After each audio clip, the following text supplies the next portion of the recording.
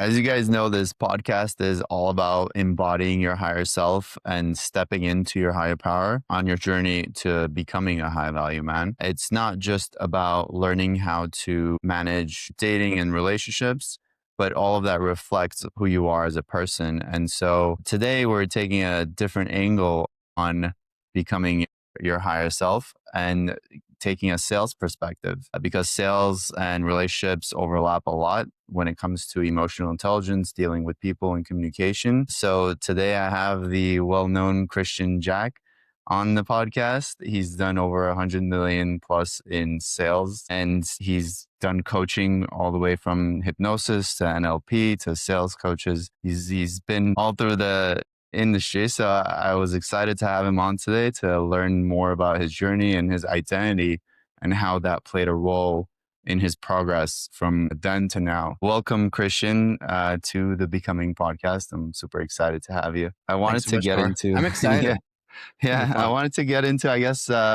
naturally your origin story and how it all started for you, where it started, whichever point you want to start on. Yeah, I think in some ways it is a super familiar story that people have probably heard 100 times before, but then it's also completely different than maybe anything you've ever heard before. Mhm. When I guess real origin story is I came out of the womb, and I'm kidding. I'm not going to start there. So let's start maybe. I grew up in music and I went to college for music because that was pretty much all that I knew in the world. I didn't even know what I Wow. wanted to do with my life. I just knew that I loved music. And so I heard everybody say, pursue your passion, right? Make your passion your job and all that kind of stuff. So I was like, all right, cool, let's go music. I graduated college with a degree in vocal performance, which is basically like opera singing. So if you ever want like Wow. a private opera performance, let me know. Yeah, I'd It love won't be very it. good, but it'll work. Anyway, I become a music teacher because that's pretty much the only job for somebody who has a degree in opera. So I was a high school choir teacher, and you can probably imagine what happened very quickly. I just didn't love it. I felt like I was stuck. There's not really much of a career progression for music teachers. There's not much freedom. You only get so many days off a year. It just felt like a prison, really. Right. It did. And I didn't even love school either. And I was going back to school to teach for the rest of my life. So I very quickly realized that wasn't for me about 6 months in. And I just happened upon the info marketing kind of space and happened upon the idea of like info sales. I will say that I did a lot of work to figure out a skill that would forever be useful to me. So I came up with sales.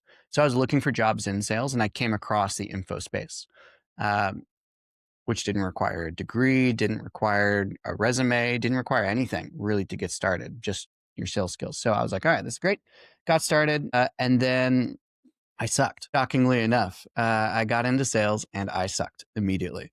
Couldn't close a door if it was just barely cracked in front of me. And so Mhm. immediately I was like, all right, I've learned in my life that if I can't do something, that I can learn how to do it, right? Music, you start trying to play the piano, you probably can't do it very well right at first. But if you take lessons from somebody who can teach you can learn it, right? And it takes time little by little. If you want to learn how to sing, same thing. You want to learn how to play a guitar, same thing. So I just took that into sales. And you'll notice a theme here. Basically, I just took sales training from every single person that I believed could help me in any way. Until at this point, now today, I've invested nearly $1 million into sales, psychology, persuasion, belief Wow. architecture, all that sort of stuff, training. I'm about 80K off. So I need somebody to pay. If you know anybody, it's good. Sure. So anyway, I just took training after training after training, coaching program after coaching program after coaching program, course after course after course, debatably going even a little too far down the rabbit hole for my own good sometimes. Yeah. But all that to say, over the course of now the past 4 years that I've been in sales, I've closed directly $100 million. 80 million of it was actually last year in 2025. And it's been a journey. I've been a salesperson, been a manager, been a consultant, done the Mhm. works, and now I just coach people on the things that seem to work for me. That's my origin story. That's it. That's amazing. I would love to hear more about like the coaching that you did do since you have Yeah. more than most people that have done, so I'd love to hear the hypnosis side, the NLP side, the sales side. Yeah. how that helped you, how things kind of went wrong and with certain coaches and how you Mm, overcame that. Because yeah, I for know sure. there's a lot of like gimmicky programs, there's a lot of like legit Yeah. programs, but you end up doing both Yeah, when you're on dude. that game. So I think the biggest thing that I learned throughout the whole process is exactly what you said, that there are going to be good ones, there are going to be bad ones. And I've paid a little bit of money for some really good ones. I've paid a little bit of money for some really bad ones. I paid a lot of money for some really good ones. And I paid a lot of money for some really bad ones. And Yeah. so the thing that always keeps me going is reminding myself that this is an infinite game, right? Mhm. That life is an infinite game. There are no technically like rules. It's the goal is not to win a game by some metric or standard. The goal is to stay in the game for as long as possible. And Okay. so when you think about it that way, it's okay if you have a bad training, just keep going, right? One bad experience cannot keep you from going and having a good experience after that. If you eat at one bad restaurant, it doesn't mean all bad restaurants are bad. Just maybe don't go back to that one, right? Right. So I'll say that before going into it. And then, yeah, I mean, my first few sales training programs were very directly focused on sales and even more so directly focused on high ticket sales. I needed to learn what the fuck sales was because I had Yeah. no clue. I had never been in sales before, never had any sort of business experience, nothing. So I needed to learn what an objection was. I needed to learn what discovery was. I needed to learn how the human brain works in order to influence people. I needed to know all this sort of stuff. And so my first few trainings were really focused on that. They were really big group coaching programs. So I didn't really get much access to the main influencer. I got access to their team of coaches. And, for better, for worse, I think it was fine for where I was at that point. Just as a brand new beginner, anybody could teach me anything at that point. I'd Yeah. believe them. But I will say one thing that I learned after I had invested probably about, I don't know, maybe 25 to 30K over the course of that first year that I was in sales, which, mind you, was equal to the amount of money that I had earned in that first year of sales. So I had a net zero after Uh, the end of the first year. I had taken trainings from people who I thought would help me accentuate the best parts of my natural personality, the people that I really resonated with, the people that I aligned with. I'm like, oh, I really love how this person talks. I love, how they communicate things. But it really didn't get me anywhere. I should say I learned a ton, right? I learned what an objection was. I learned how to run discovery, all the stuff. right. But I didn't really see a change in my commissions from it.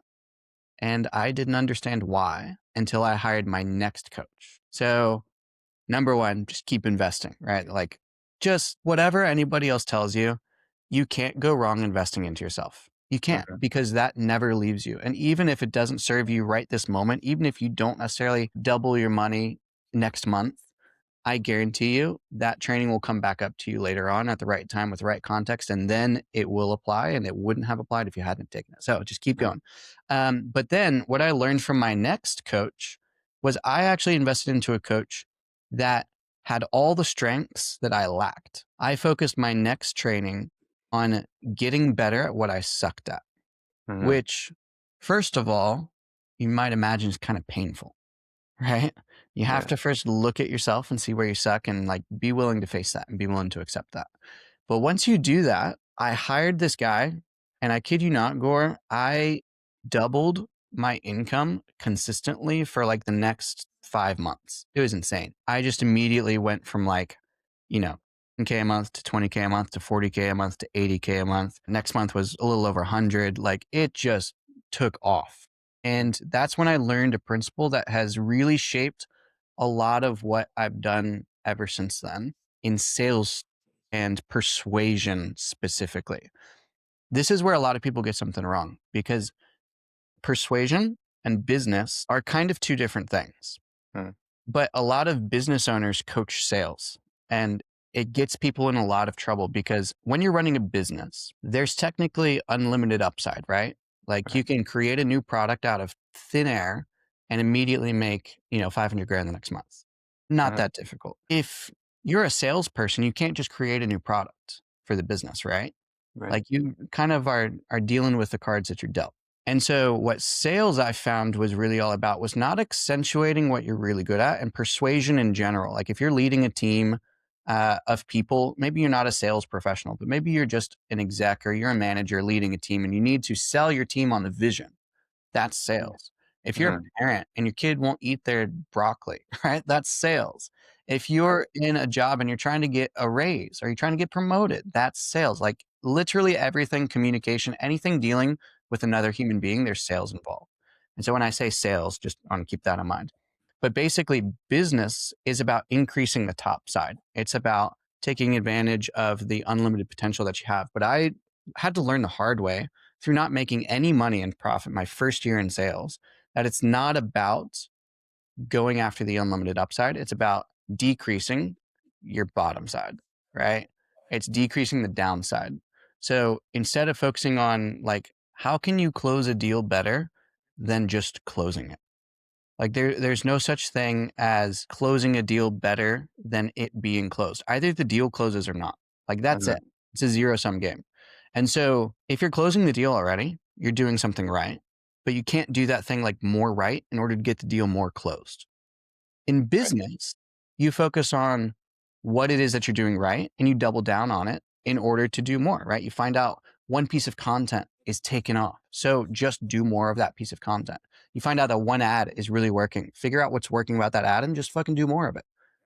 But when you're dealing with persuasion, trying to convince, I'm careful of using the word convince, but I'm going to use it here. When you're trying to convince somebody, if they are convinced, there's like no more work that needs to be done from that, right? You can't increase the top side. You Uh, have to look at the times where you failed and improve those.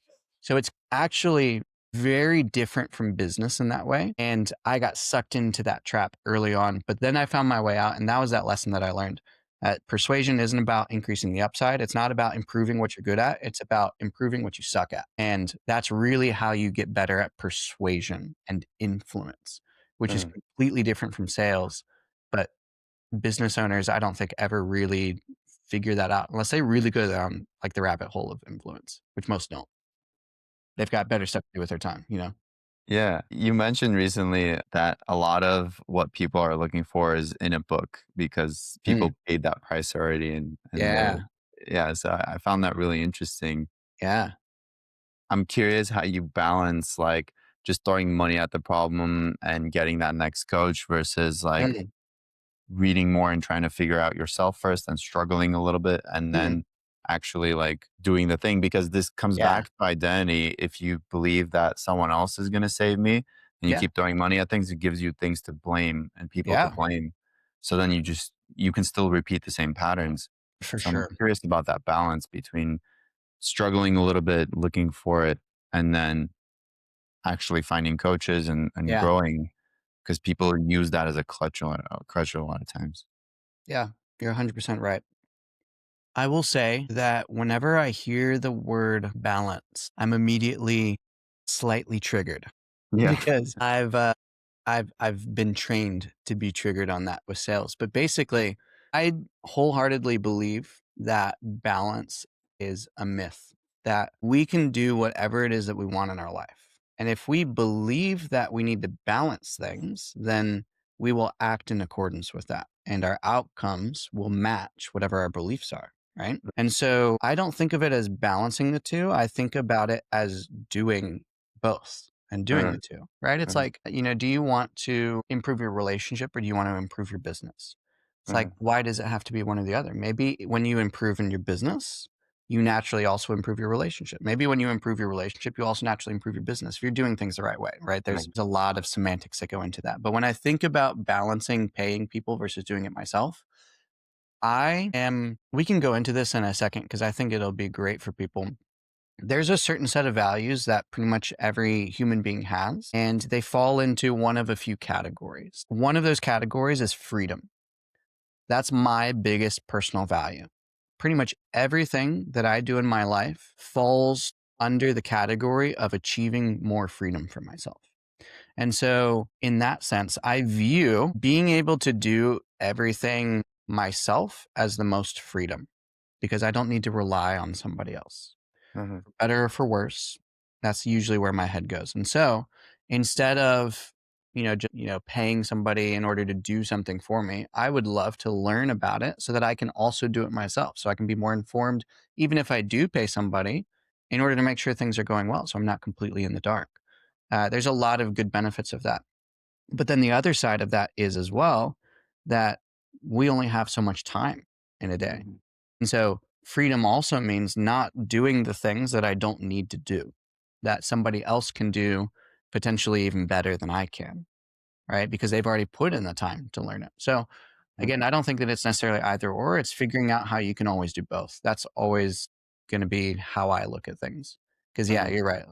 You pay somebody and you abdicate responsibility to them and then it doesn't work out and you're like, fuck you. And then you're back in the same place. You got to do it again. And eventually enough times you realize it's on you. And it's like, well, maybe we should try it, but then you suck at it. So then you go back to the other side and you pay more people, just like this pendulum, a shift. Yeah. People, people operate like pendulums more often than not.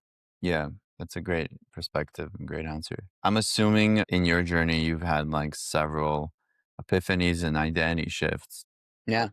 getting here. But at the core of it, there needs to be something that keeps you on that journey, right? There's a Mm. reason that you ended up as becoming that other person because you were a certain person before that allowed you to become this person. Yeah. So I'm curious about the internal beliefs at the core of this that you would associate a lot of your success to in Yeah. terms of business, in terms of life, in terms of relationships and growth. Yeah. I Before I get into that, I just want to say real quick, like props to you. It's really refreshing to be in a conversation with somebody that asks such smart and like detailed questions and deep ones that aren't just surface level because I mean, all the people out there that just live a surface level life and just kind of Right. sucks. But anyway, Appreciate it. props. So the beliefs that were there at the beginning when I first started that I believe led to the first steps, which led to the second, which led to the third, which ended up, bringing me to where I am today. Number one is that you can do anything you put your mind to. So I'll explain this through an analogy. If you can imagine, have you ever played music before, Gore, or do you play A any little sort of bit, instruments? bit of guitar. Bit of guitar, okay. When you were first learning guitar, what did you really like want to learn guitar to be able to do? Like, what was the end goal? I Certain would song or put it as be able to process my emotions and express them okay, awesome. through When music. you first started learning guitar and you tried to express your emotions on the guitar, it probably didn't sound very good, did it? No. Uh, But through just time and effort and repetition and practice, you slowly be able to make it sound better and better. And as you made it sound better and better, you learned probably to be able to express your emotions more and more over time through the guitar, right? It's the same thing. So when I grew up learning music, piano was my main instrument. Hmm. I Let's say, even when I was advanced, when I was in high school, I played with symphony orchestras. Like I was the piano teacher's kid that practiced for 3 hours a day. So discipline, consistency was already built into me. And I'm Hmm. super thankful for that. That I would say is a huge one that kind of Yeah. goes in with this. But I would pick up a new piece of music that I needed to learn over the course of the next year and it would scare the shit out of me because I looked at the music and it had like just black all over the page from all the notes, all the accidentals, all the dynamic, like all the shit that I had to learn. And if I tried to play it right at that moment, I couldn't even get through the first measure without like really taking some time on it.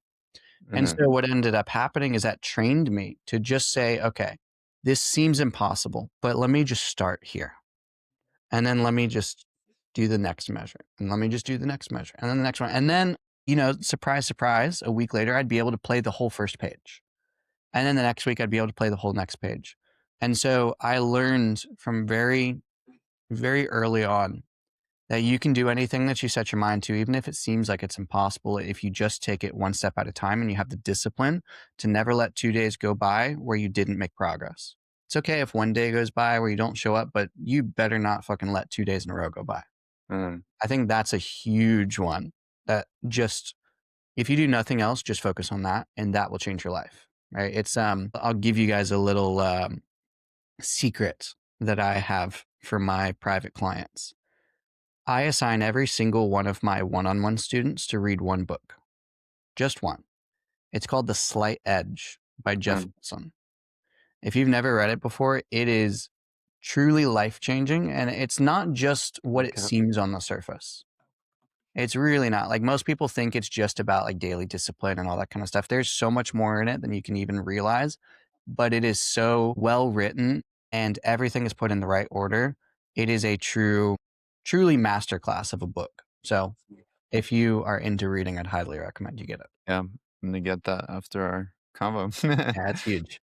uh, to kind of go along with that, in terms of the beliefs that got you where you're at, what beliefs or parts of yourself did you have to kill off, and what did you have to give up and sacrifice Good on the one. other end of that?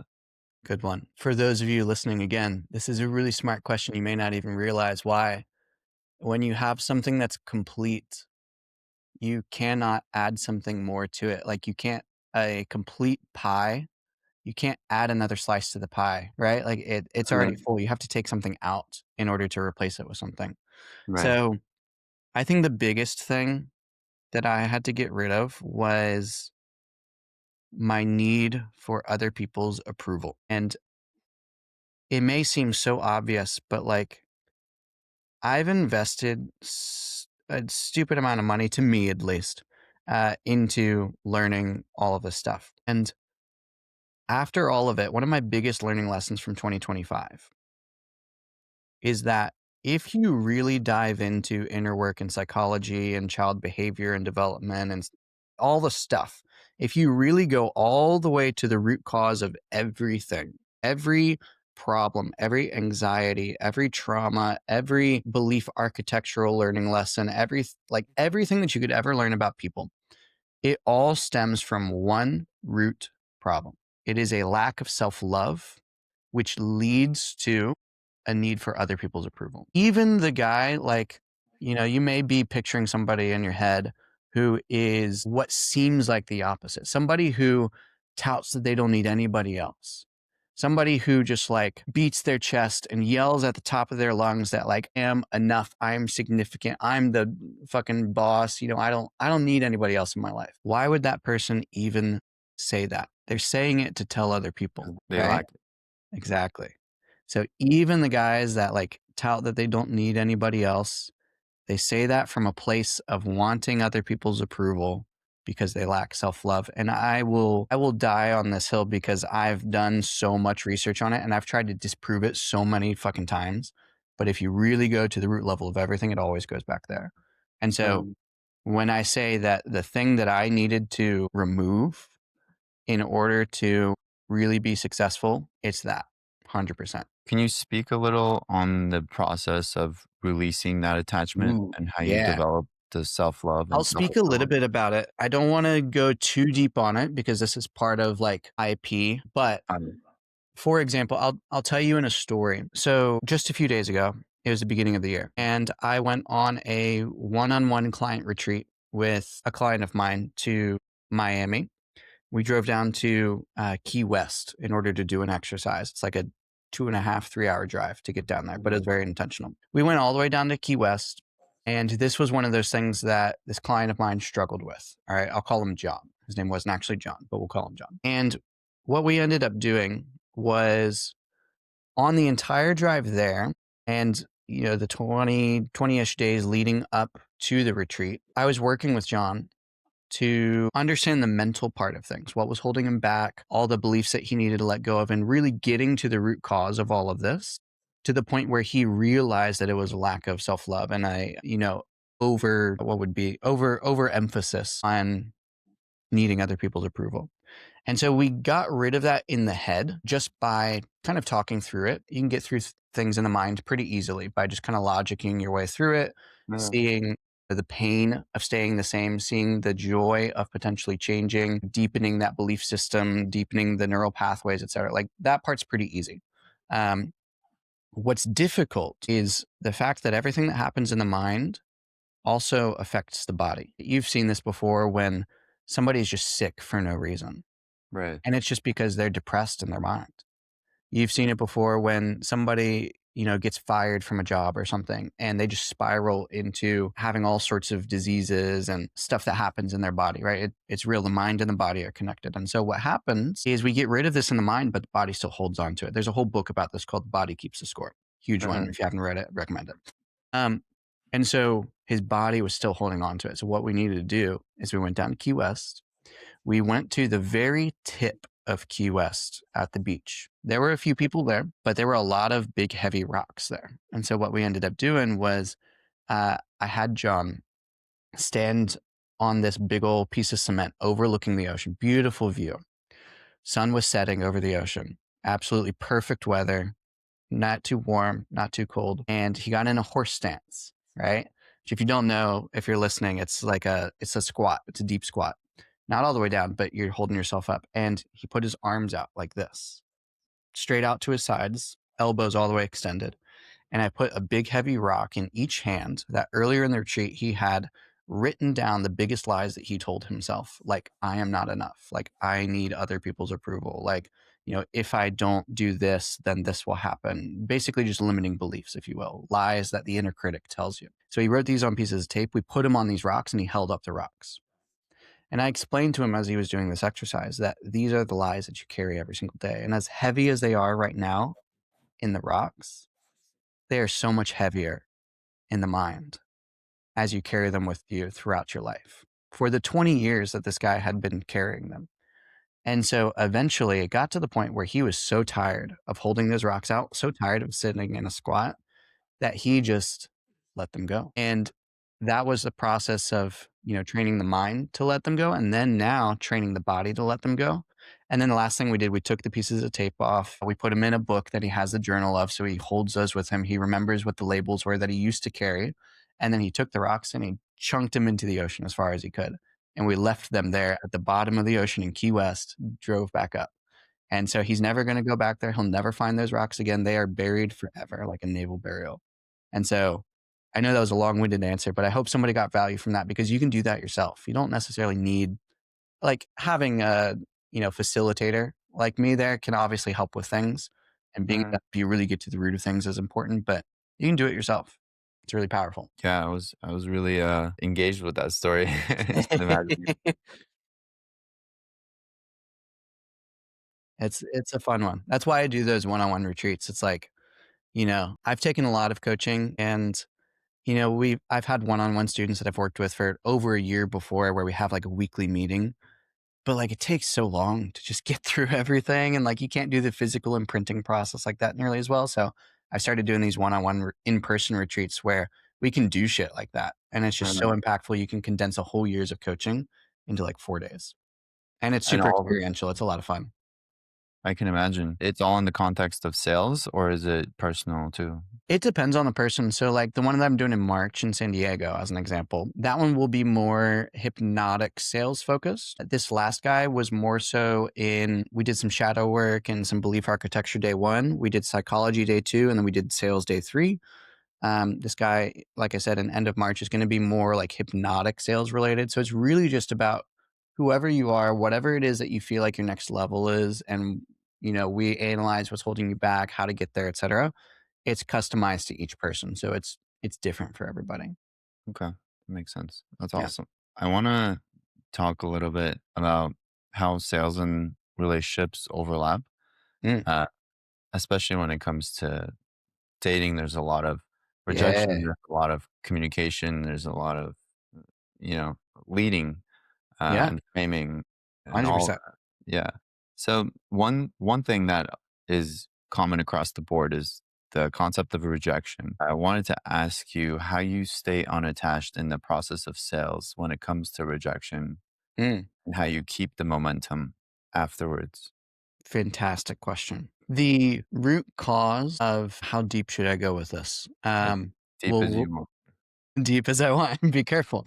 I love You deep. may get exactly what you asked for. Okay. So I'll give a little training on this without going too deep, without spending too much time. So this is something called the meaning making formula, and it is the root of all the emotions that you experience. Most people believe that emotions work in a certain simple 2-step formula, that it is stimulus and then an emotion is created, and you can't control the emotions that you feel.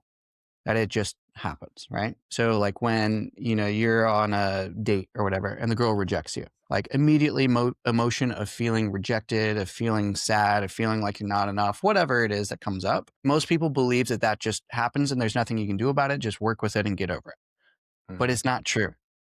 There's a missing step in the middle that if you can apply it, you can control how you feel in any given moment, no matter the stimulus. It does take some effort though. So that missing step in the middle. So step number 1 is stimulus. You experience something in the world through your 5 senses: sight, sound, taste, touch, Right. smell. But then the middle step is the meaning making step. This is where you get to decide the meaning of what you just experienced. And then, based on the meaning you assign, that is actually how emotions are created. So I'll give you an example of this. This one's really easy. When you go to the gym and you're lifting something really heavy, what are the physical things that you feel, Gore? Strain, Okay. What else? tension, What else? Like you just finished a bunch of cardio. What happens after you do cardio? you're out of breath. Good. Yeah. So out of breath, sweating, strain, all that sort of stuff. In the gym, that's a good thing, right? Because you're growing your muscle, you're becoming fitter, you're becoming healthier, you're getting less fat, right? You're building more muscle, all the stuff. Technically tearing down muscle, the protein builds it up. But anyway, imagine now you feel all those same things: sweat, strain, tiredness, fatigue, Mhm. racing heart while you're driving. That's probably immediately going to be a bad thing and a bad emotion, because you're like, oh shit, I'm about to pass out, or like, am I having a heart attack?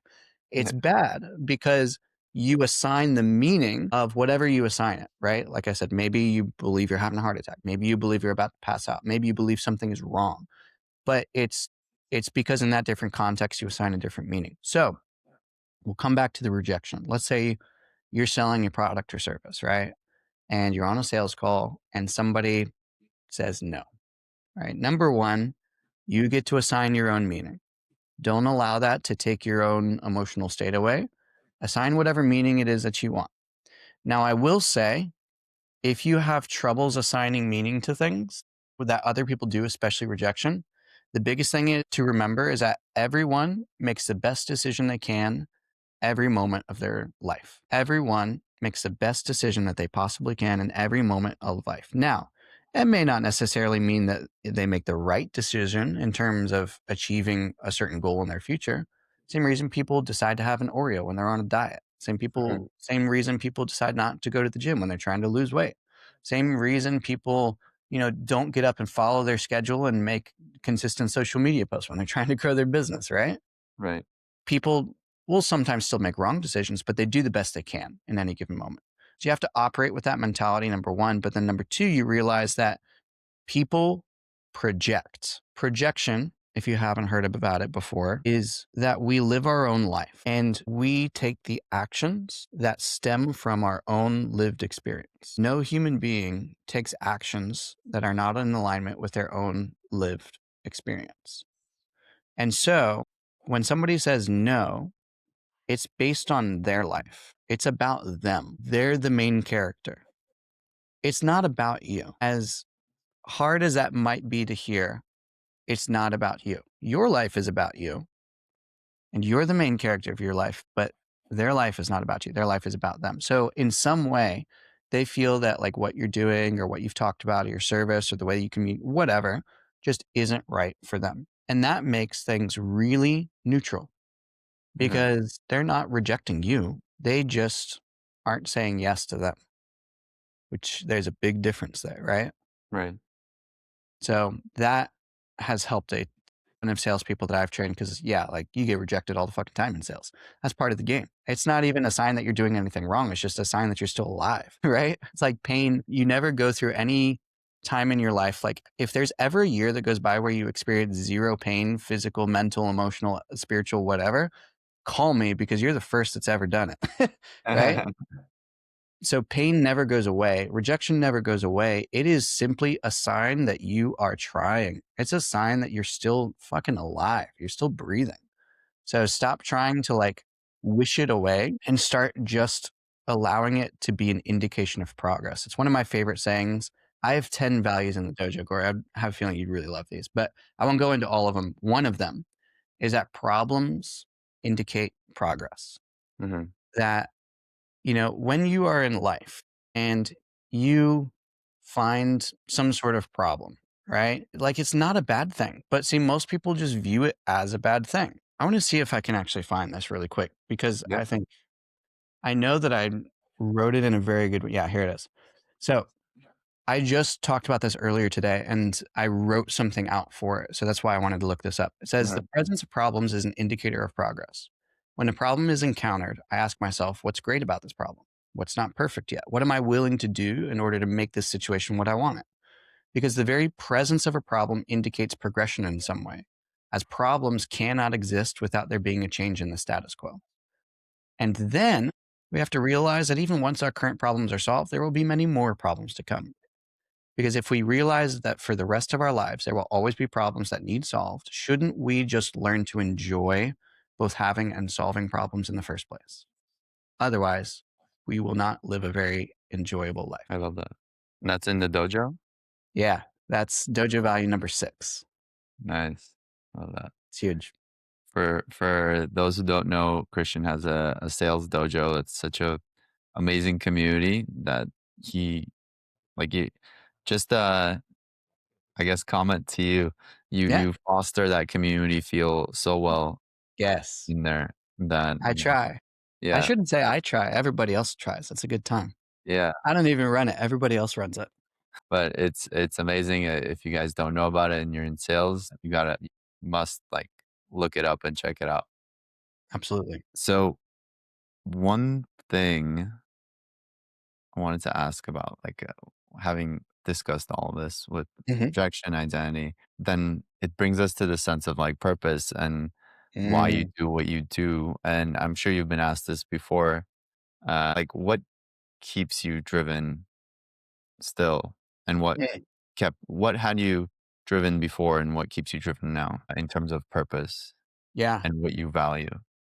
I think the distinction is really important. I'm glad that you put that in there. Before, what drove me was remembering that I left what I left and I started what I started for a reason. And that the version of me that made the decision back in the day was so much more presently aware of the problems and the feelings and the feeling of lack, the frustration, the anger, the sadness with my current situation than I can even imagine that I felt right now, right? Like the emotions that I feel when I go back in that moment and I place myself in that moment of Christian 4 years ago when he first started sales, when he quit his job. I can only imagine what those emotions were. I can kind of remember, Uh-huh. but it's nowhere near as real as it was in that moment. And so I have to trust that that version of Christian made the decision for a reason and that the decision was real, at least, to stop doing what I was doing. Because I can't tell you how many times in sales, especially that first year, and even in the second and the third, how many times I had thought about quitting. How many Uh-huh. times I thought about just throwing in the towel, like go into a corporate job, 9 to 5, go back to college, get a degree, go back to being a music teacher, whatever. Happened a Uh-huh. lot more than I would have liked. But that's the thought that always kept me going is like, I left for a reason. I started this specifically. I could have done anything in the world that I wanted to do. I could have started any path I wanted to start. I started this one. I Uh-huh. did it for a reason. So I'm just going to keep going with it. Uh-huh. And yeah, maybe right now it sucks, but tomorrow the sun always comes up, right? That's what always kept me going then. Now, through a lot of investing in work, I've finally had mentors who have helped me come up with my purpose and my Uh-huh. vision. So for me, my purpose is to live free, fully alive in passion, joy, and excitement, to love and connect fully and intimately with every single person that I meet from moment to moment, and to inspire others to live with that same fire. And my kind of statement, if you will, to like sum up everything, if you want to know my vision for how I live my life, is I help people find clarity and connection so they never have to feel lost or alone again. That's it. That's way beyond sales. That's beautiful. Isn't it just sales is just the way. And I know you mentioned it in the intro a little bit, so I want to touch on it. If it's still in my heart, then I know I need to say it. Hmm. I got into sales in order to make money and have more freedom, etc. And the great thing about business and sales and really just business in general is that in order to win in business, you have to create value for other people. Like most people start business in order to be selfish, right? Have more freedom, make more money, whatever it might be. But in the process, you are forced. If you want to be successful in business, you are forced to put other people first. You are forced to figure out how to provide value to other people if you want to get paid. And Hmm. so, while many of us got into business for selfish reasons, the beauty of it is that it forces us to be selfless.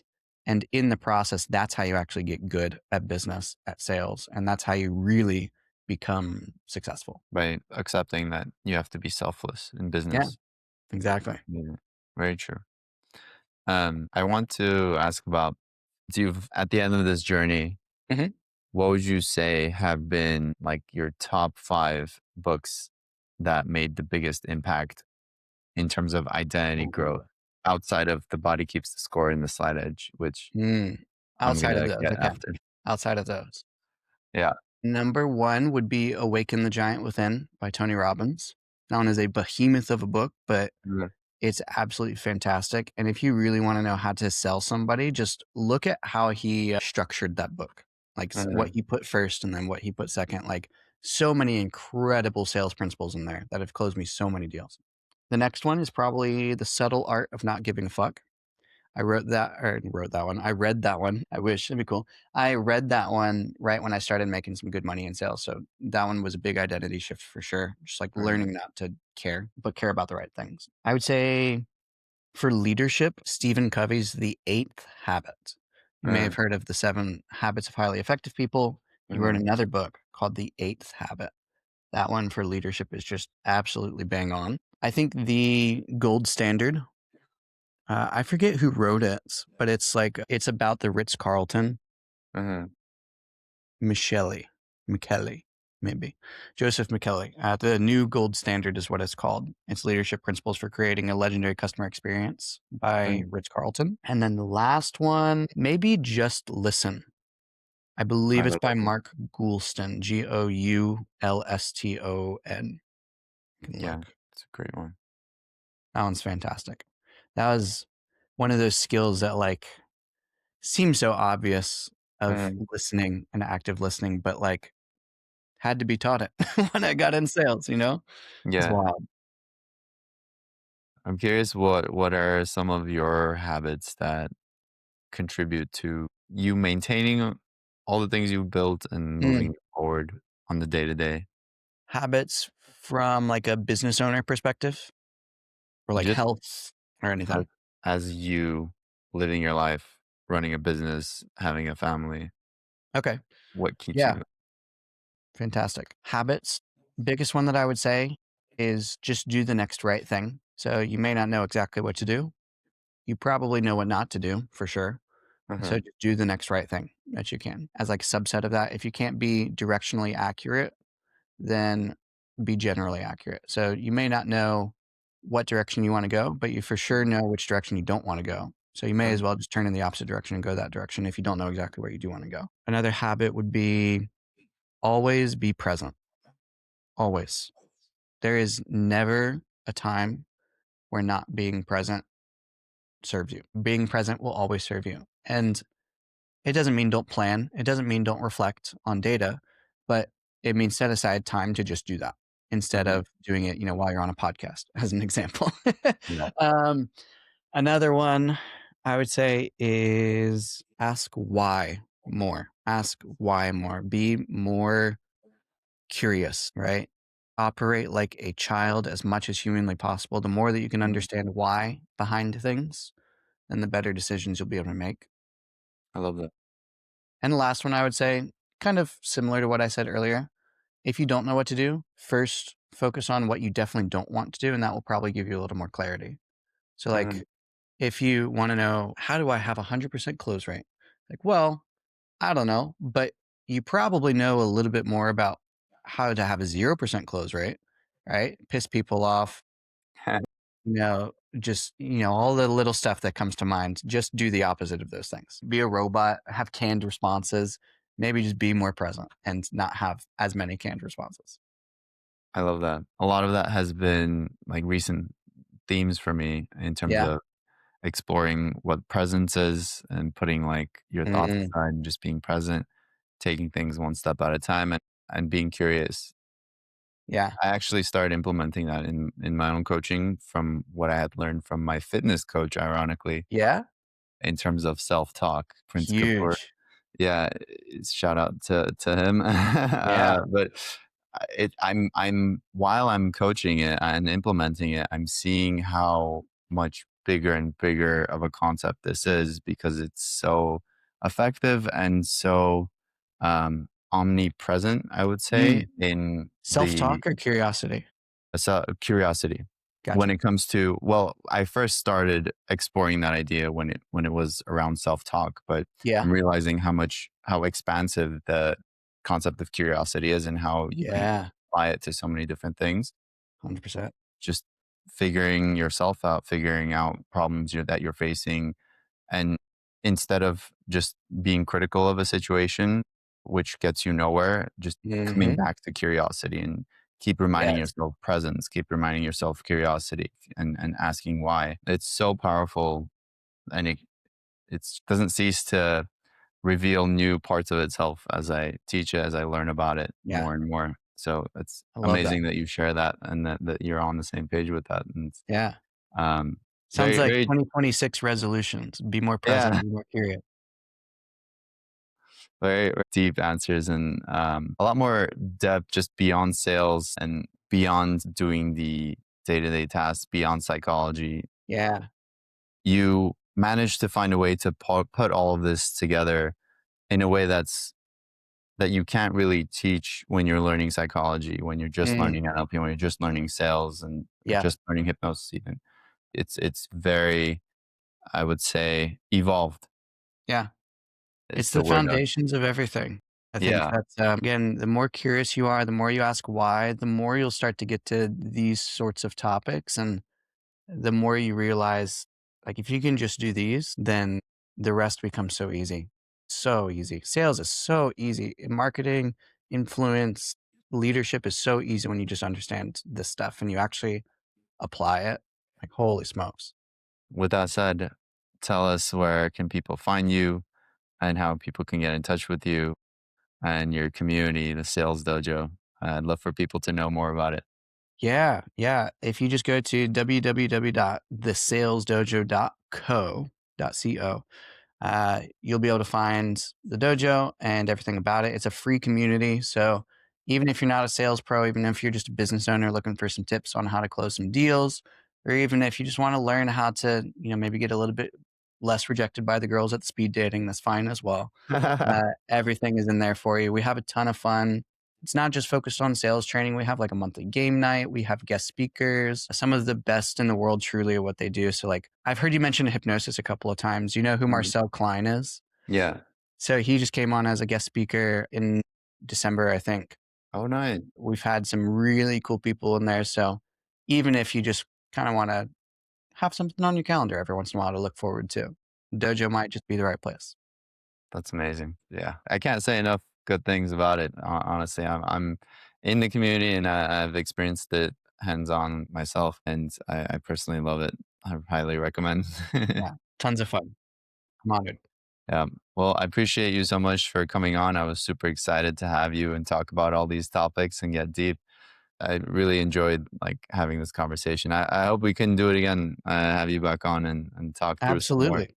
Maybe we'll have to do it in person. Yeah, Love that'll it. be awesome. Get a studio and everything. Thank you, Christian. Thank you. I appreciate you for coming. 100%. Thank you. See you soon.